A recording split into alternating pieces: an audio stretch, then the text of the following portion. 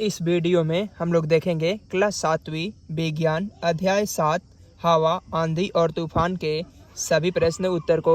चलिए इस वीडियो को शुरू करते हैं।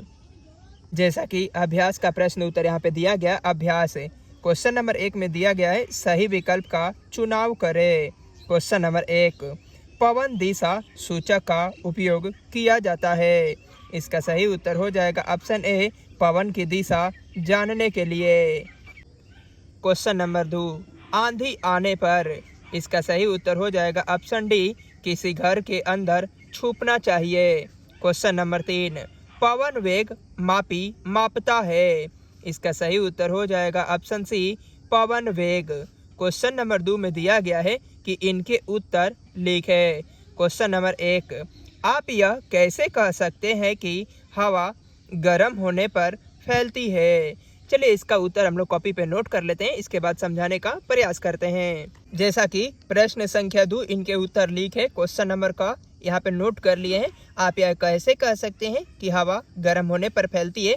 इसका उत्तर में हम लोग लिखेंगे कि जब हम बैलून को एक नली में बांधकर गर्म पानी में डुबोते हैं तब यह बैलून फूल जाता है। हवा गर्म होकर फैलती है तथा अपने साथ बैलून को भी फुला देती है। इस आधार पर कहा जा सकता है कि हवा गर्म होकर फैलती है। क्वेश्चन नंबर 2, क्वेश्चन नंबर ख में दिया गया है कि एक गतिविधि बतलाए जिससे पता लगे कि वायु दाब डालती है।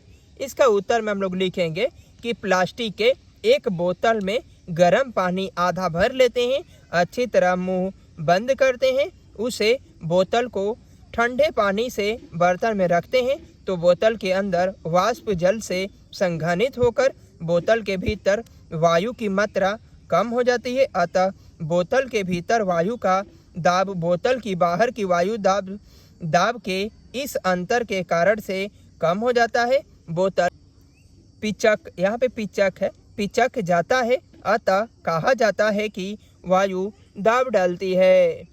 क्वेश्चन नंबर ग को देखेंगे हम लोग।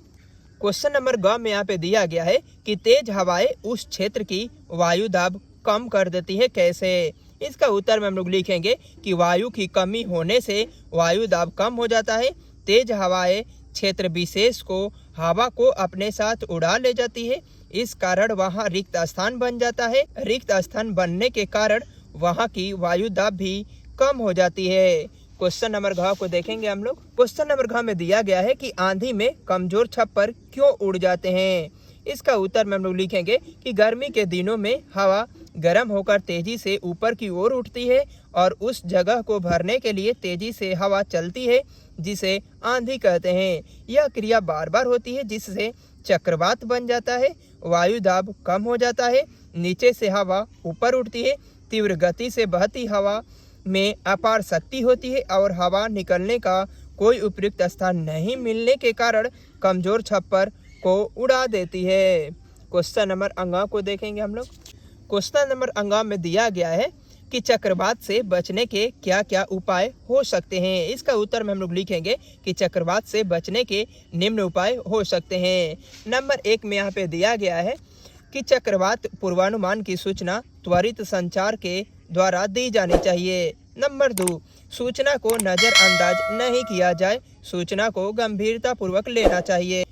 नंबर 3, विभिन्न सूचना माध्यमों से प्रसारित होने वाली सूचनाओं को ध्यान से सुनना चाहिए। नंबर 4, सूचना मिलते ही व्यापक स्थान पर चले जाना चाहिए। इस प्रकार हम लोगों ने इस वीडियो में अध्याय 7 हवा, आंधी और तूफान के सभी प्रश्न उत्तर को देख लिए हैं। मिलते हैं नेक्स्ट वीडियो में अध्याय 8 जलवायु और अनुकूलन के सभी प्रश्न उत्तर के साथ में।